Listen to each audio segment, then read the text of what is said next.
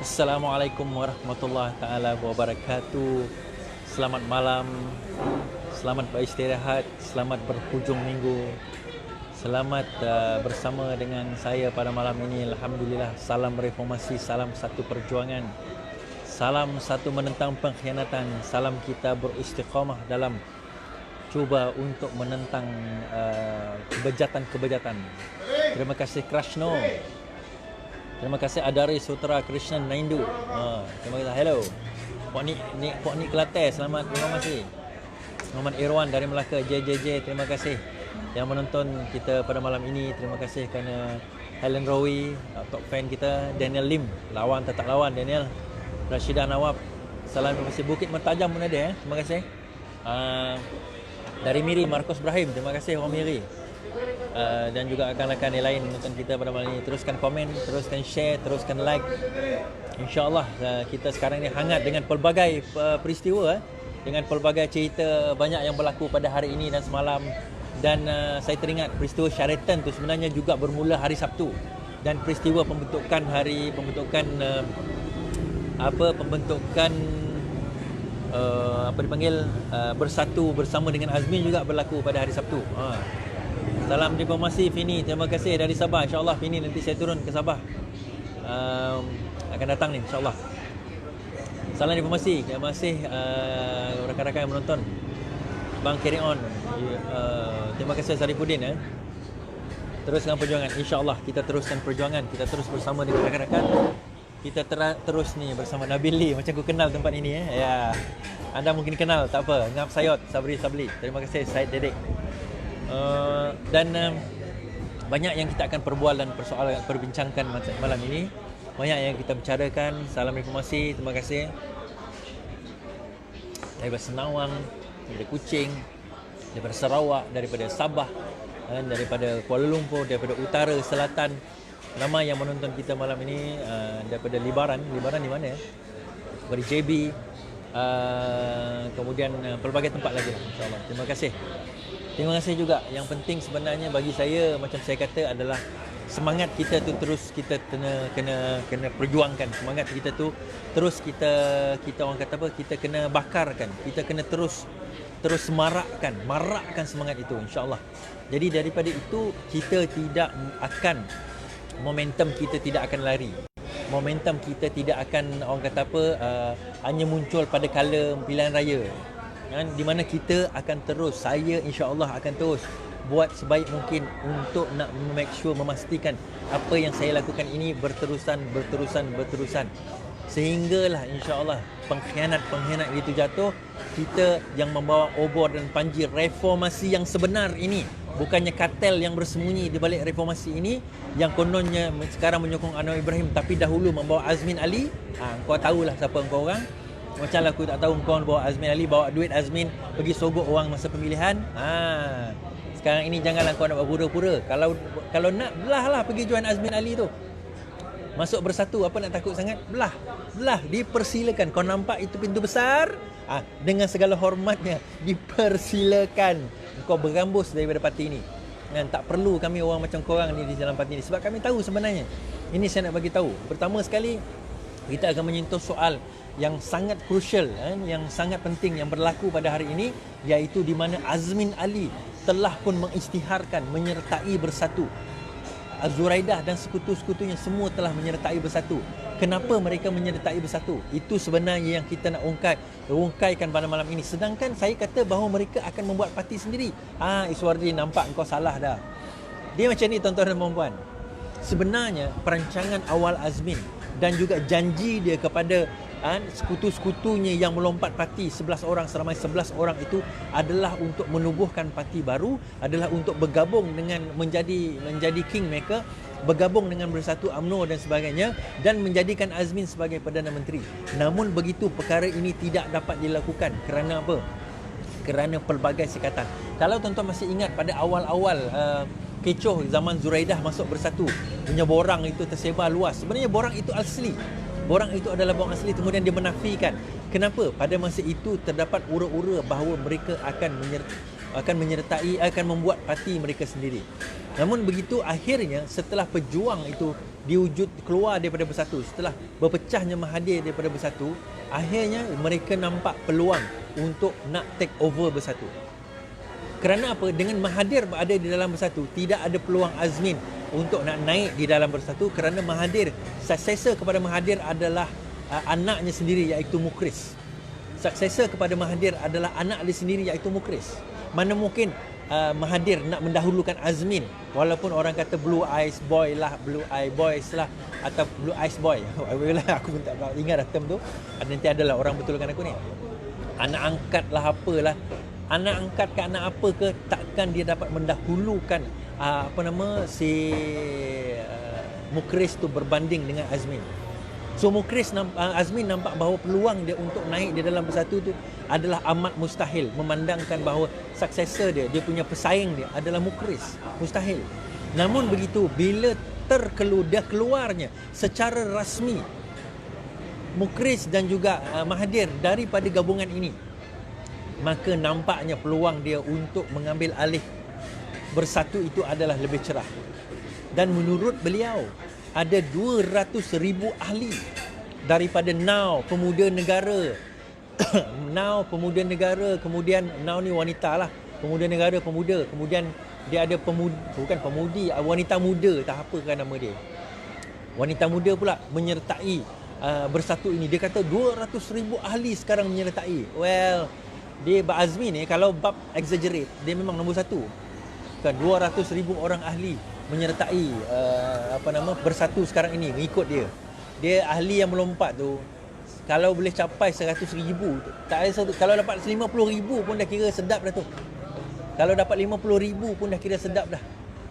Sebab kita tahu, kita ambil congak lah, buruk lah congak. Satu cabang ambil lah 100 orang. Kalau 200 cabang, ambil lah 1,000 orang lah kan. 1,000 orang satu cabang, so 220 cabang, dia dapat 200,000. Tetapi bukan semua cabang keluar 1,000 orang.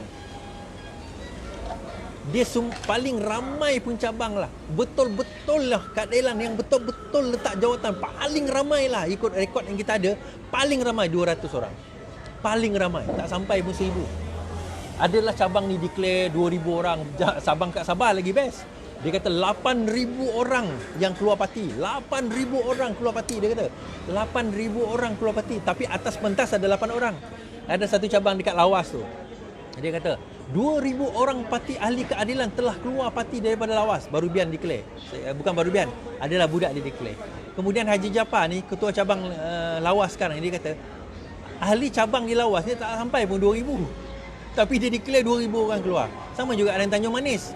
Tanjung Manis kata 2,000 orang ahli telah keluar. Ketua cabang Tanjung Manis cakap dengan saya, ahli dia ada 1,800 je. Kat mana datang sampai 2,000 tu? Sebab dia main petik. Dia orang ni kalau keluar dapat pemberita, of course lah, dia takkan tahu data-data ni.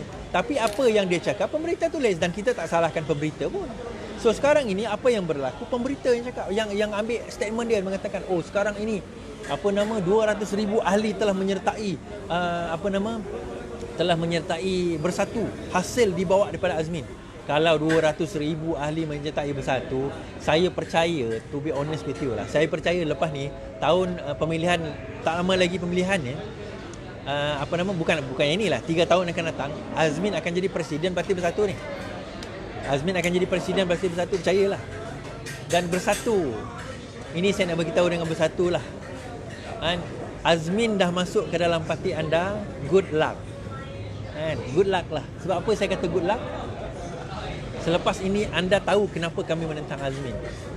Anda akan tahu kenapa kami menentang Azmin.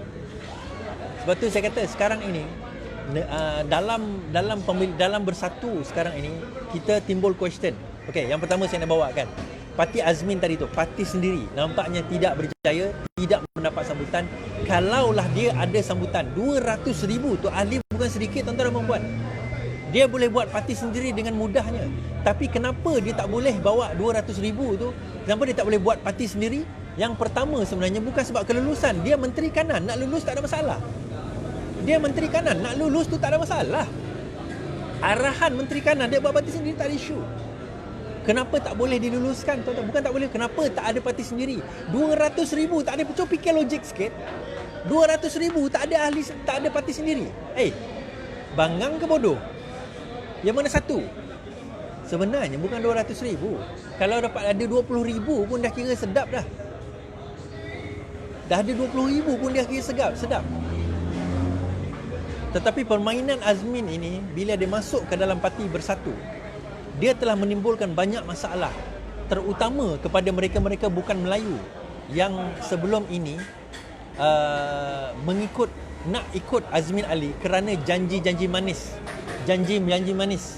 Oh dunia ini. Janji-janji manis. Janji manismu, kata Aisyah. Janji manis Azmin. Sebab apa mereka nak melompat? Mereka tahu nak masuk Bersatu tak boleh. Bersatu parti Melayu. Bersatu adalah parti Melayu diwujudkan oleh Mahathir untuk Melayu. Islam Melayu. Kat mana ruang orang bukan Islam, orang bukan Melayu di dalam parti Bersatu? Jadi nak tak nak, Azmin menjanjikan akan ada parti baru. Jonathan Yassin, Santara nak pergi mana? Penyokong-penyokong dia nak pergi ke mana? Akhirnya timbullah satu kenyataan hari ini oleh Muhyiddin Yassin akan meminda perlembagaan untuk mewujudkan sayap kepada bukan Melayu di dalam Bersatu. Tuan-tuan puan-puan, faham tak maksud sayap ni? Sayap ni level dia rendah. Itu maksud sayap. Sayap letaknya di tepi, bukan di kepala. Kepala tetap tak boleh bukan Melayu menjadi pemimpin. Itu yang kita kena faham. Situasi ini kita kena faham.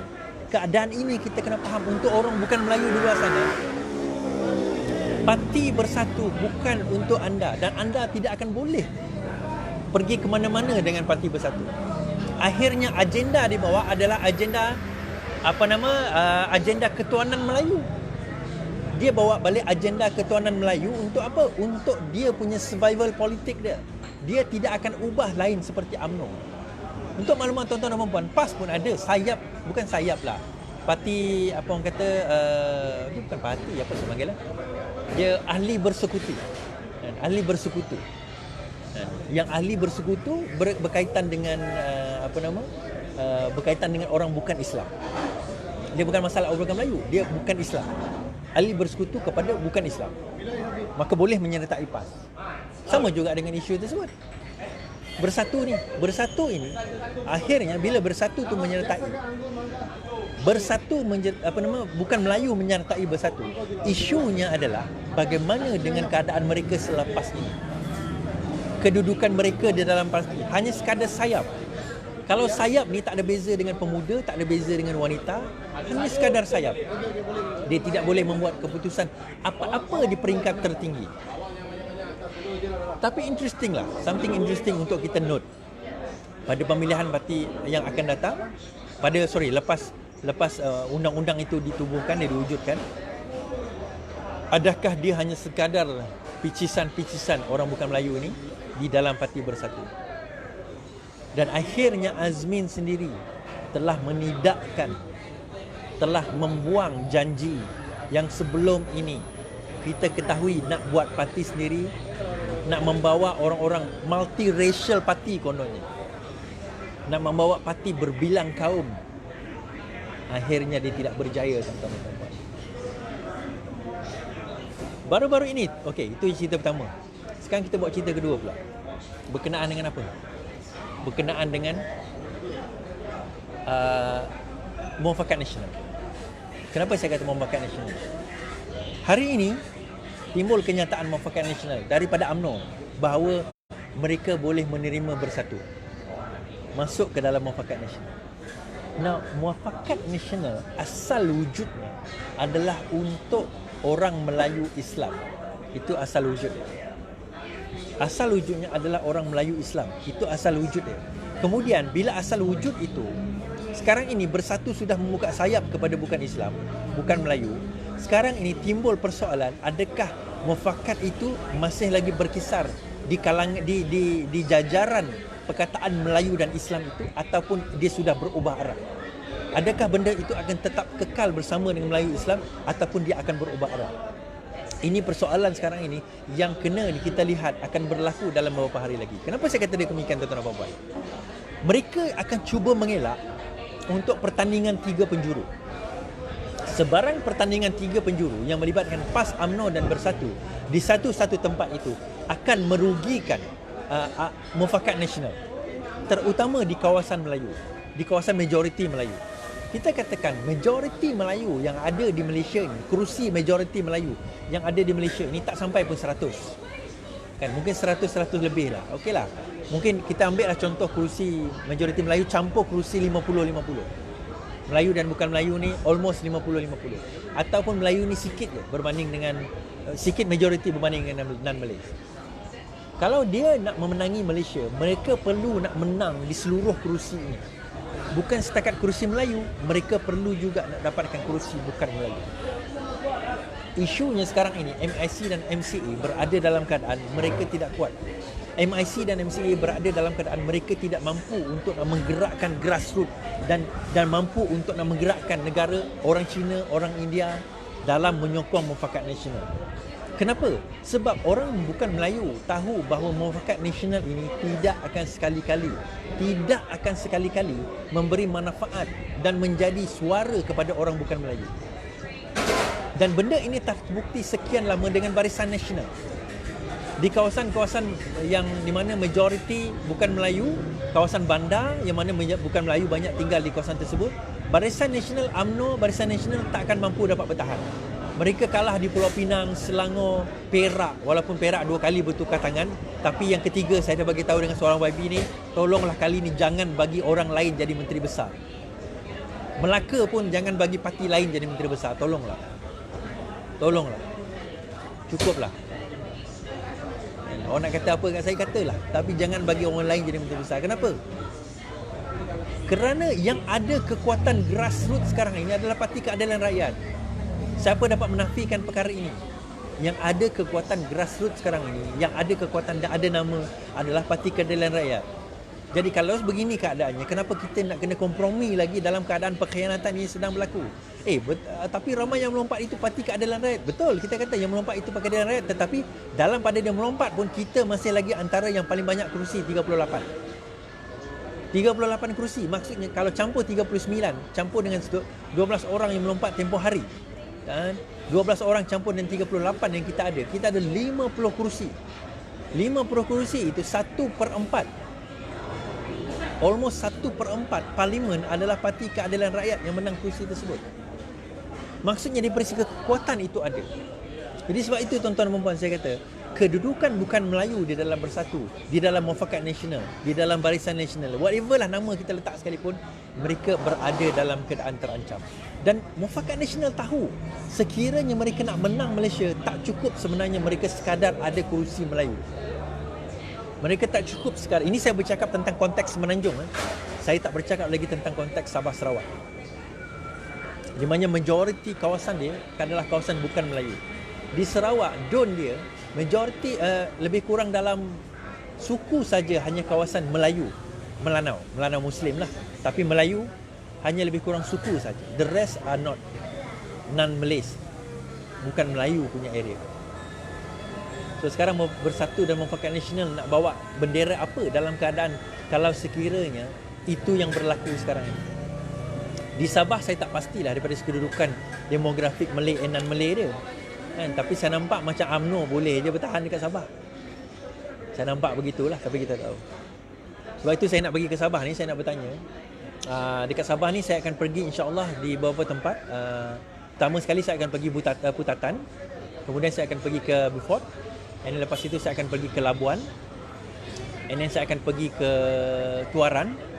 And then berkemungkinan saya mungkin akan pergi ke beberapa tempat yang lain sebelum saya balik ke Kuala Lumpur. Dan insya-Allah saya akan datang balik selepas penamaan calon, dan saya akan datang balik ada hari pengundian dibuat. InsyaAllah. Jadi siap sedia. Saya akan buat live di sana nanti kalau ada kelapangan, kalau ada ada bajet, tidak ada aral melintang, insya-Allah kita akan mengadakan perkara tersebut. Kita akan pergi. Silakan minum dulu. Penat juga.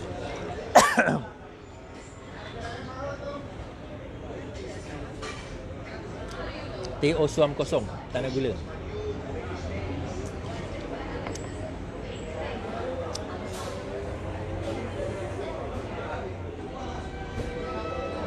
Balik kepada cerita Mufakat Nasional. Kenapa tiba-tiba UMNO bertukar nada? Kenapa tiba-tiba UMNO bertukar nada? Sedangkan sebelum ini Zahid Hamidi begitu keras mengatakan bahawa tidak akan menerima UMNO. Pertama sekali UMNO katanya hanya masuk dalam Perikatan Nasional itu atas dasar ahli-ahli parlimen saja, bukannya dasar parti. Okay, itu yang pertama. Kemudian bila dia keluar dari kenyataan tersebut, tidak ada seorang pun ahli UMNO yang memberi sokongan kepada kenyataan tersebut. Tidak ada seorang pun ahli UMNO yang menyambut kenyataan tersebut. Disebabkan tidak ada ahli UMNO yang menyambut kenyataan tersebut, maka benda itu dilihat sebagai mati begitu saja. Tiba-tiba sekarang ini UMNO ada menyatakan, saya lupa tadi siapa, Anwar Musa kot, bukan Anwar Musa, siapa tadi yang kata bahawa UMNO sekarang ini Mufakat Nasional sudah bersedia untuk bekerjasama dengan Bersatu. This is very interesting. Kenapa? Sebagaimana yang saya katakan sebelum ini, Muhyiddin Yassin telah berjaya memastikan yang pertama sekali beliau survive di dalam menukar speaker dan beliau survive dalam bajet tambahan. Kedua-duanya beliau survive. Jangan kita ingat 111 kerusi itu tak majoriti ya. 111 kerusi itu majoriti. Dia walaupun dia mendapat 111 kerusi, itu masih dah dikirakan sebagai survive. Hidup, dah berjaya untuk dapatkan majoriti. Dia tak perlu pun 112 kerusi. Cukup dengan majoriti 111 kerusi, dia dah dapat dah untuk meluluskan apa yang dia nak luluskan. Itu yang pertama. Kemudian, kalau kita tengok dalam keadaan yang ada sekarang ini, Bersatu sudah mula nampaknya ugutan terhadap Zahid Hamidi, Isa Samad, konco-konco yang lain tu sudah mula nampak berkesan. Di mana selepas ini kes Zahid Hamidi akan mendapat liputan dan berkemungkinan besar kes Zahid Hamidi ini beliau juga akan didapati bersalah. Kes si Najib sekarang ini dia sekarang ini berada dalam keadaan untuk appeal, dia tengah nak merayu sekarang ini. Berkemungkinan besar beliau juga akan kalah. Berkemungkinan besar beliau juga akan kalah. Kenapa? Sebab bukan intention Muhyiddin Yassin untuk menyelamatkan Najib, untuk menyelamatkan Zahid, untuk menyelamatkan kroni-kroni UMNO yang terpalit dengan kes-kes skandal ini. Kenapa? Yang pertama sekali, sebab Muhyiddin Yassin masih lagi berpegang kepada kononnya integriti. Janji dia untuk menjatuhkan UMNO Barisan Nasional dahulu adalah kerana bukan dia UMNO, tetapi kerana mereka membawa watak-watak jahat seperti Najib, watak-watak jahat seperti Zahid, watak-watak jahat seperti Isa Samad, watak-watak jahat seperti Ahmad Mazlan dan sebagainya. Watak-watak ini yang dia nak buang, dia nak bunuh. Dan memastikan bahawa UMNO itu ditadbir oleh orang-orang Muhyiddin Yassin sendiri. Sekurang-kurangnya orang-orang yang incline kepada Bersatu. Sebab itu kalau kita tengok, tidak ada kes terhadap Hishamuddin, tidak ada kes terhadap Anwar Musa, walaupun mereka berada dalam keadaan banyak kes terhadap mereka. Tetapi kenapa tidak ada perkara itu dibawa? Kerana apa? Kerana situasi yang ada sekarang ini memungkinkan, menyebabkan mereka ini akan ke depan untuk memimpin UMNO dalam masa yang terdekat ini. Dengan ketiadaan dengan ketiadaan Zahid Hamidi, dengan ketiadaan Najib, dengan ketiadaan pimpinan-pimpinan senior ini, ia perlu diisi oleh pimpinan senior yang lain. KJ sekarang ini, Khairi Jamaluddin sekarang ini sedang menunggu peluang, mengintai peluang yang ada. Dia sekarang mengintai peluang yang ada, sebab itu dia berada dalam keadaan senyap sunyi. Dia tak nak ambil tindakan dahulu. Dia tak kata dia camp Hishamuddin, dia tak juga kata dia camp Tok Mat ataupun Zahid Hamidi. Dia tak kata. Hari ini Papa Gomo test the water bila dia kritik Timbalan Menteri Bersatu yang minta surat sokongan kepada menjadi pengurusi Parman Niaga untuk anak dia sendiri. Papa Gomo pun sebenarnya tak lama, Lokman Adam pun tak lama. Tapi paid troopers macam ni, dia mudah nak berpaling. Dia macam Cik Gubat lah. Dia macam Raja Petra lah. Dia orang ni jenis yang mudah. Siapa bayar lebih, dia ikut yang tu lah.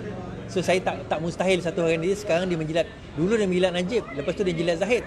Tak lama lagi dia akan menjilat pula Muhyiddin Yassin atau Hishamuddin. Kita tengoklah. Yang saya boleh nampak ikhlas ni mungkin Zahrin lah. Zahrin tu saya nampaklah dia dia betul-betul telus dalam dia nak mengemukakan satu-satu pendapat. Yang lain tu dia sebenarnya more kepada di situ kerana dasar untuk survival politik, kerana atas dasar survival dia punya political and money gain saja. Nak menafikan? Silakan. Tak ada masalah.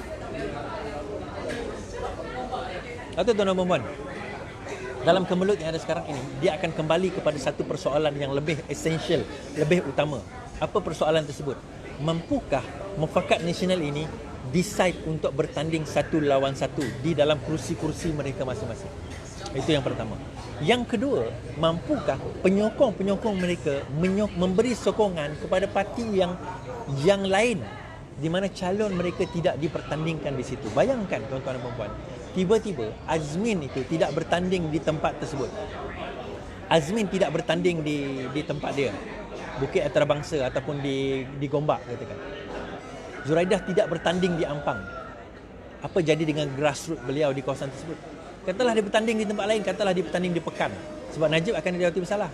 Azmin bertanding di Pekan, Zuraidah bertanding di Bagan Datuk. Dua-dua orang Singapura ni. Kan? Bertanding di tempat tersebut, apa jadi pada kawasan tersebut? Apa jadi kepada mereka? Apa jadi kepada pimpinan mereka? Apa jadi kepada grassroots mereka? Apa jadi kepada orang-orang yang menyokong mereka selama ini? Sebab itu dia ni demi survival politik, dia sanggup tinggalkan orang-orang dia, tuan-tuan dan puan. Tetapi masih juga ramai penjilat-penjilat Azmin dan Zuraidah ini. Dan Mufakat Nasional sendiri tahu dengan masuknya Azmin ke dalam Mufakat Nasional, dalam bersatu masuk ke dalam Mufakat Nasional, mereka sebenarnya menempa bala. Bala apa? Bala dalam keadaan di mana mereka tidak akan mampu untuk membawa jauh nama Mufakat Nasional tanpa terpalit dengan pengkhianatan, tanpa terpalit dengan video, tanpa terpalit dengan apa yang dah Azmin buat pada parti dia sendiri. Macam mana kita nak percaya orang yang sanggup tikam kawan dia yang dah bersama dengan dia 20 tahun? Kalau yang bersama dengan kau 20 tahun belum kau boleh nak khianat, ini kan pula aku baru bersama dengan kau tak sampai 1 tahun. Itu dalam pemikiran mereka. So akhirnya jiwa mereka menjadi jiwa sangsi. Mereka tahu sekarang ini mereka membawa liability. Cuma mereka tak sangka bahawa Bersatu akan terima Azmin. Namun begitu, suka atau tidak, Azmin itu boleh jadi aset, boleh jadi liability kepada Bersatu. Adakah Azmin akan menjadi Presiden Bersatu selepas ini? This is something interesting yang untuk kita nak lihat. Something very interesting untuk kita nak lihat. Bahawa Azmin akan menjadi Presiden Bersatu di bawah pimpinan Bersatu dengan kononnya 200,000 ahli dia yang kononnya menyertai. Saya kata kalau betul lah dia ada 200,000, buat apa dia nak join Bersatu? Dengan 200,000 tu dia join apa? Dia buatlah parti sendiri. Buat apa dia nak join Bersatu? Makan. Kenapa perlu dia nak join Bersatu?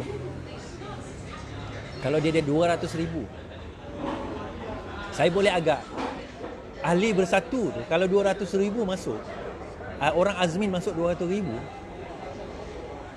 dia boleh jadi presiden lah. Sebab saya ingat, setahu saya lah, saya tak tahulah, mungkin lah ahli Bersatu sekarang ni tak sampai pun 500,000 juta. Sebelum kemasukan Azmin tu, ahli Bersatu mungkin dalam buat 300,000-400,000 mungkin, saya tak tahu. Tapi tak 1 juta lah, bukan 1 juta lah, obviously.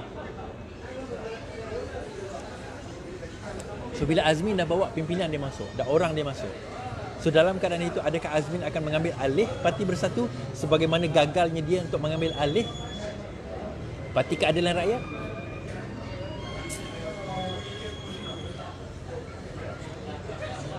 Saya percaya selepas ini tidak lama lagi akan ada pengisytiharan besar-besaran ahli Parti Keadilan Rakyat keluar untuk menyertai Bersatu, terutama di Sabah.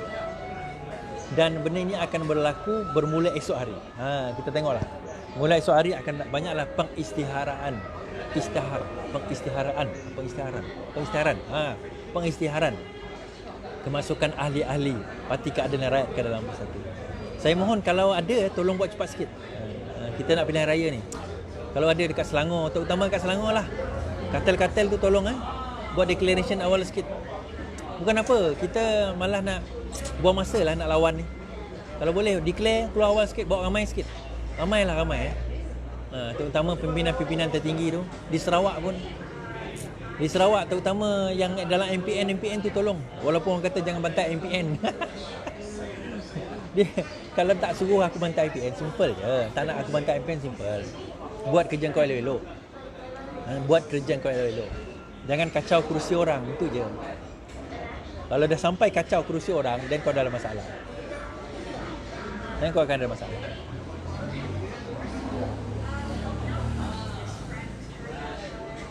Penat tuan-tuan dan puan, penat.